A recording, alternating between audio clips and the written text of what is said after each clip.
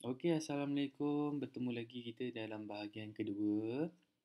Untuk bahagian pertama, kita belajar macam mana untuk membedah sesebuah tajuk. Macam mana kita nak keluarkan isi-isi pentingnya, macam mana kita nak tengok huraian isi-isinya. Jadi dekat sini awak boleh tengok untuk bahagian satu.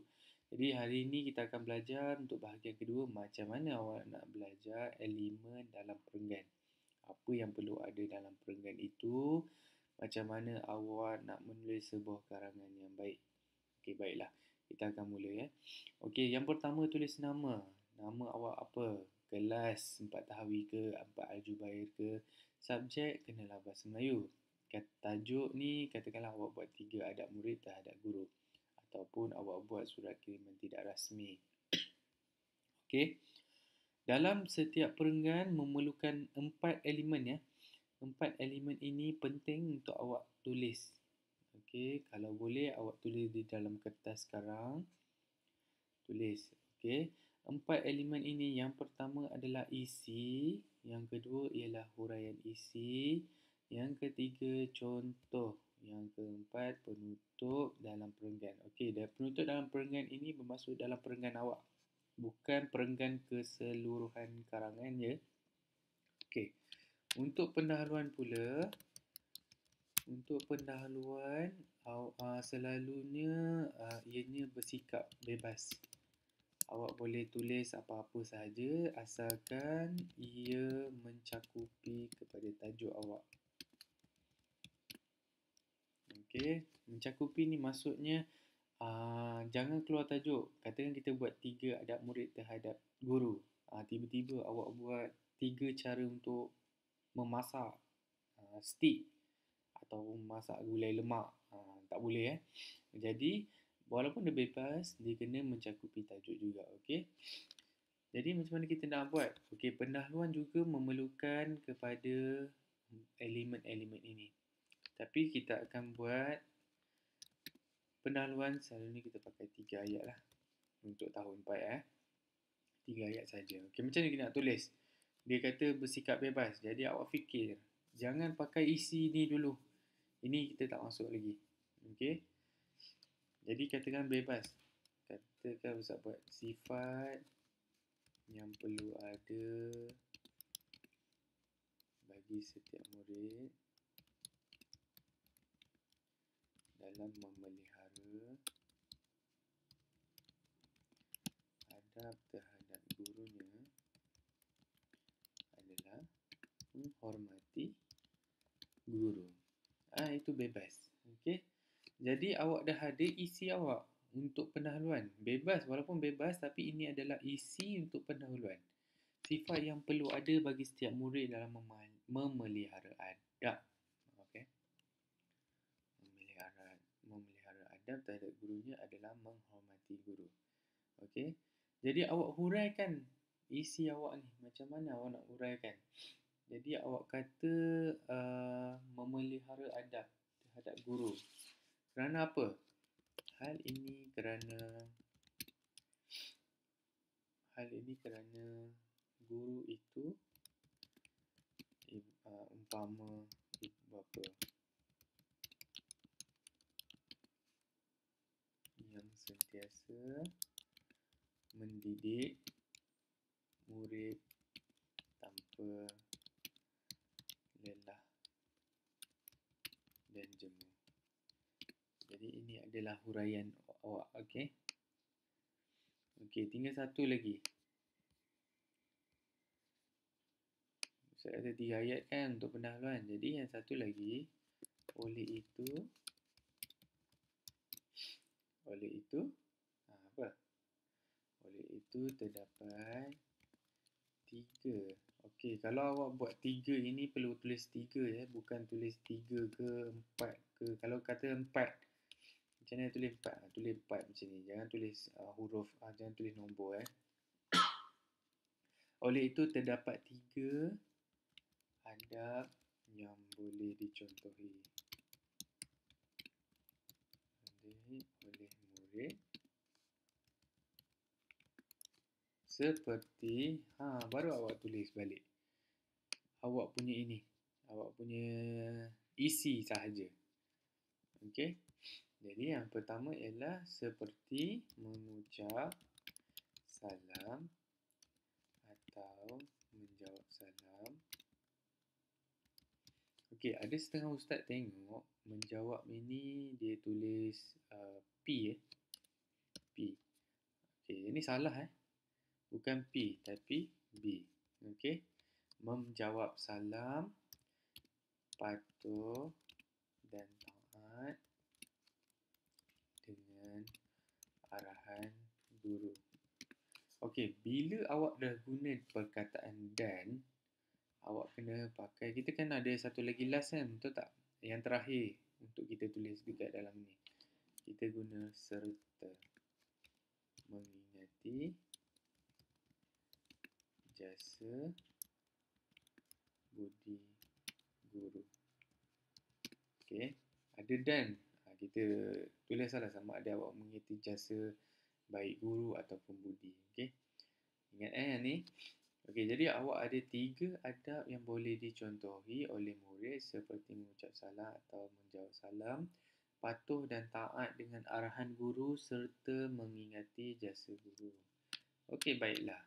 Awak dah boleh masuk kepada perenggan yang pertama untuk isi. Okey. Untuk isi, yang ni adalah isi awak. Okey. Jadi, mengucap salam ini dalam budaya Melayu ataupun kita cakap dalam ajaran Islam lah. Dalam ajaran Islam, awak punya isi ini, awak boleh tulis ayat yang pelbagai, tetapi tulis itu biarlah sesuai dengan tajuknya. Dalam ajaran Islam, mengucapkan salam kepada orang lain sangat dianjurkan. Okey. Ini awak dah tulis mengucap salam. Okey. Yang kedua, huraian siapa? Orang yang lebih muda. Okey. Macam mana awak nak tulis? Setiap Muslim. Kalau awak dah ada isi, awak dah ada huraian, awak dah ada contoh, bagus sebab awak nanti senang awak nak tulis. Setiap Muslim perlulah memberi salam. Okey. Memberi salam dan menjawab salam. Terutamanya orang yang lebih muda. Okey. Terutamanya orang muda. Setiap murid Muslim ataupun awak boleh pakai ni. Setiap murid perlulah memberi salam ataupun menjawab salam. Okey. Setiap murid atau orang yang lebih muda perlulah menjawab, memberi dan okey, dengan tertib. Okey. Okey, awak dah ada dah. Okey, awak dah ada awak punya huraian. Okey. Contohnya. Okey, memberi salam dengan mesti sempurna dan tertib. Okey.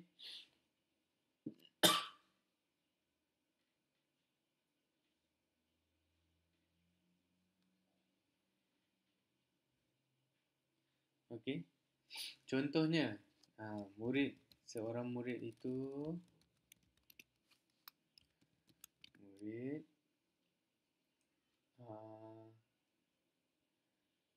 mengucapkan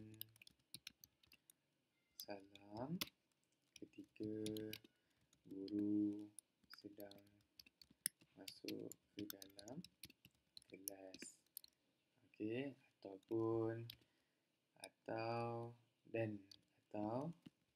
berjabat tangan. Berjabat tangan ni mengikut jantina Jangan ada pelajar perempuan salam ustaz. Jangan ada yang pelajar lelaki salam guru wanita. Okey, ikut jantina lah.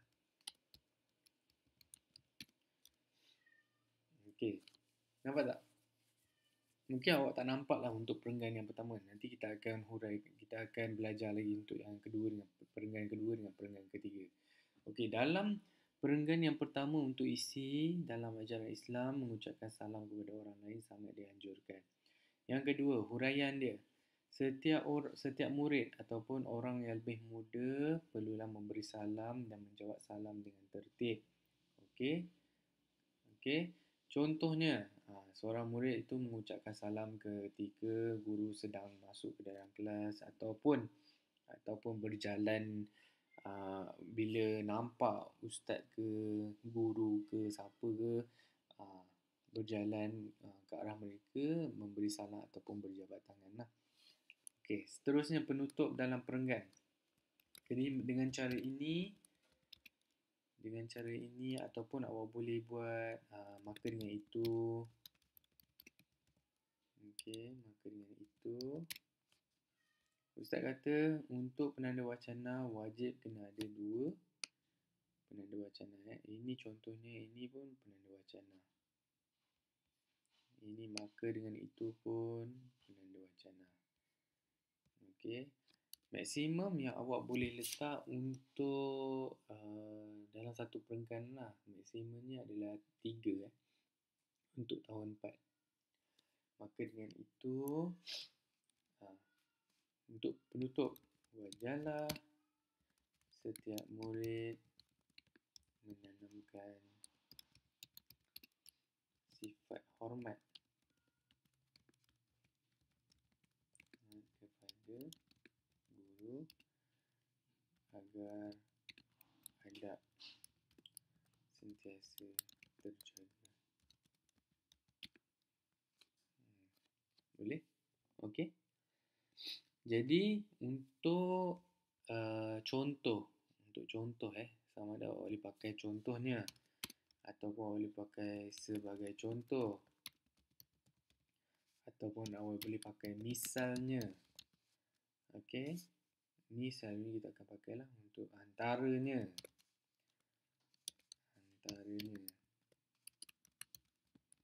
Kalau boleh tulis dalam kertas atau buku sebab nanti awak senang. Untuk contoh kita tulis contohnya ataupun contoh sebagai contoh, misalnya, antaranya. Untuk penutup selalunya kita akan pakai maka dengan itu ataupun dengan cara ini ataupun justeru itu. Apa lagi? Oleh hal yang demikian. Terlalu banyak untuk awak fahami untuk penanda wacana, tetapi kalau boleh awak kena tahulah yang mana awak kena tulis. Okey. Okey, seterusnya untuk perenggan kedua.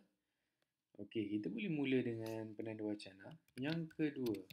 So ini adalah perenggan kedua isi kedua. Yang kedua adalah seorang murid haruslah patuh dan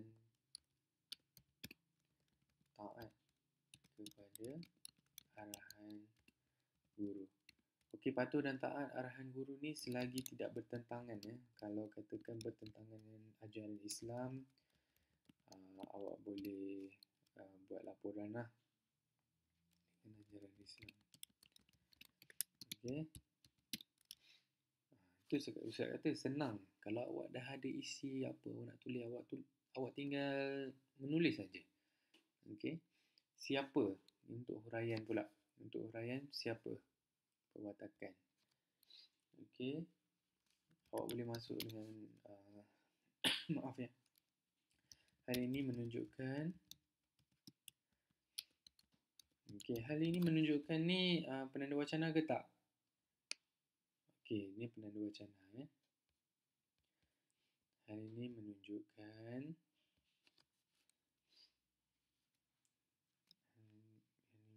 bahawa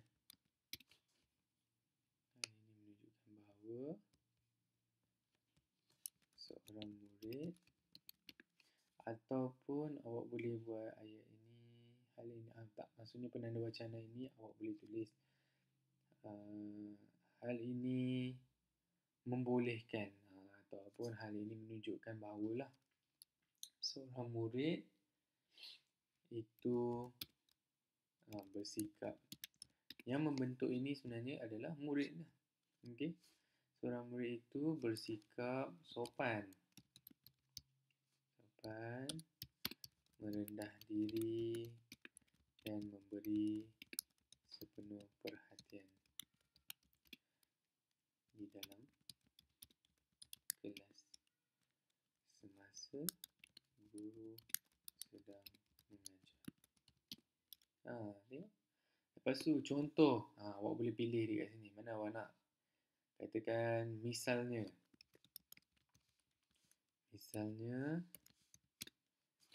okey. Misalnya koma untuk contoh ke antaranya semua koma. Misalnya menyiapkan tugasan yang diberi dengan sebaiknya dan menghantar pada tarikh yang ditetapkan. Okey.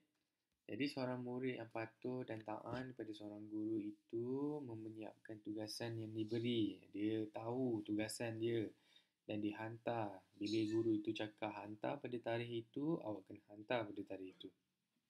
Okey. Untuk penutup dalam perenggan patuh dan taat kepada ni, awak boleh pakai yang mana awak nak. Justru itu.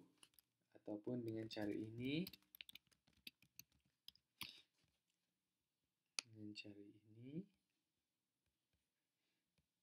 Dengan cara ini, murid dapat memelihara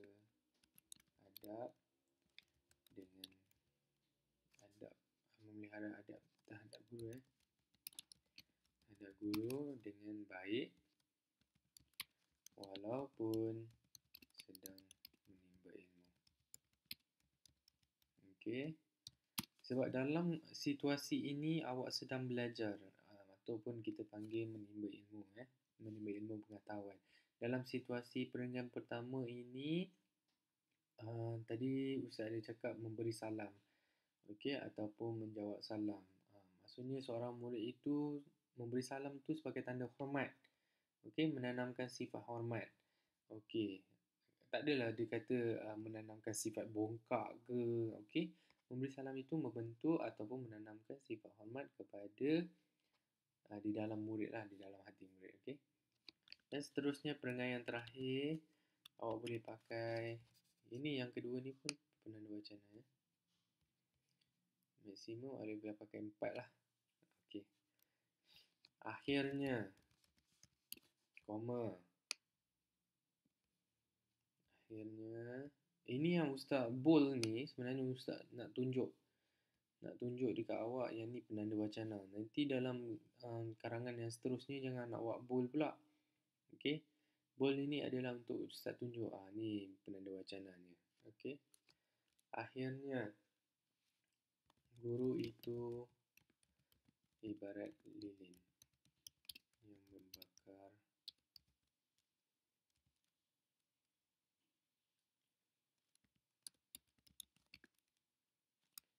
diri untuk menerangi orang lain.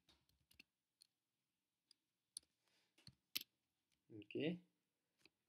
Untuk yang isi awak mengingati jasa baik dan budi guru ini, awak boleh pilih yang mana awak nak. Okey, mengingati jasa baik ataupun awak boleh buat guru itu ibarat lilin dekat atas ni pun boleh. Ya.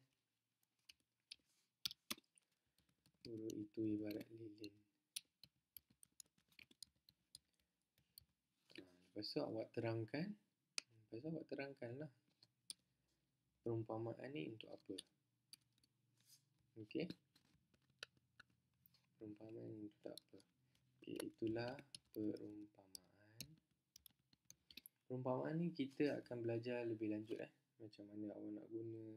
Selalunya untuk adab murid terhadap guru, kita pakai guru itu ibarat lilin ataupun umpama lilin pun boleh. Itu perumpamaan yang paling sesuai. Yang paling sesuai dalam menggambarkan jasa dan pengorbanan para guru. Okey. Kita tengok contoh pula.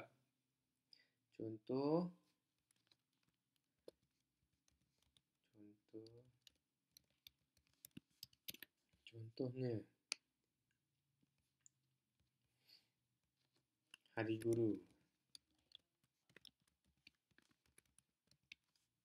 Hari Guru Ustaz cakap kan, dia bukan penanda wacana.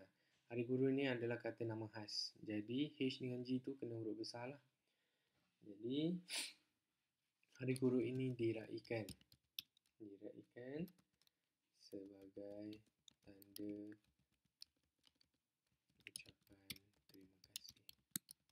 Ataupun ada setengah pelajar nak buat Hari Guru diraikan sebagai tanda menghargai jasa, okey, ataupun menghargai, tak payah Ustaz tulis, sebagai tanda ucapan terima kasih kerana telah mendidik anak bangsa. Okey. Kalau awak nak tulis tanda menghargai jasa guru pun boleh. Okey. Ataupun awak nak tulis contohnya pemberian hadiah semasa Hari Guru. Kedua adalah sebagai tanda penghargaan kerana telah mendidik anak bangsa. Pun boleh. Jadi awak boleh sesuaikan pelbagai ayat itu untuk dimasukkan dalam contoh ataupun isi ataupun huraian. Okey. Awak kena jadi lebih kreatif, awak kena lebih kritis macam mana awak nak tulis. Okey. Jadi sini yang ni Ustaz delete Okey. Dan perenggan yang terakhir iaitu penutup untuk perenggan yang ini apa nak buat? Okey, justru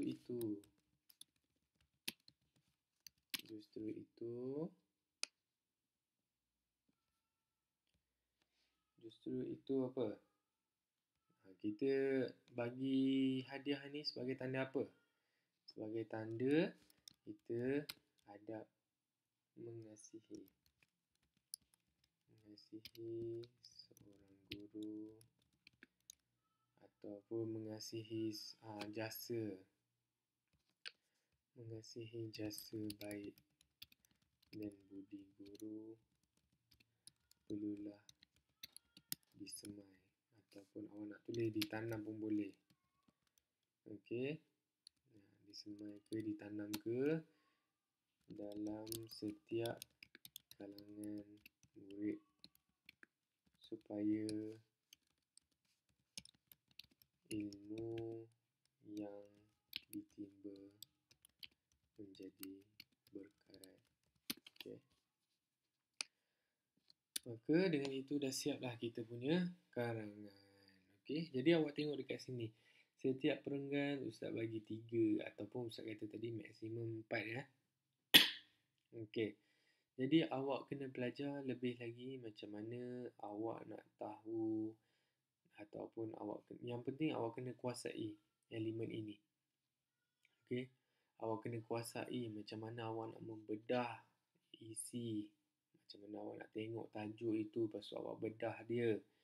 Okey, seterusnya barulah kita tulis dengan baik macam mana awak nak tulis perenggan-perenggan ini. Baik. Okey, untuk itu sekian sahaja untuk bahagian kedua dan kita akan berjumpa untuk bahagian yang seterusnya insya-Allah. Assalamualaikum warahmatullahi wabarakatuh.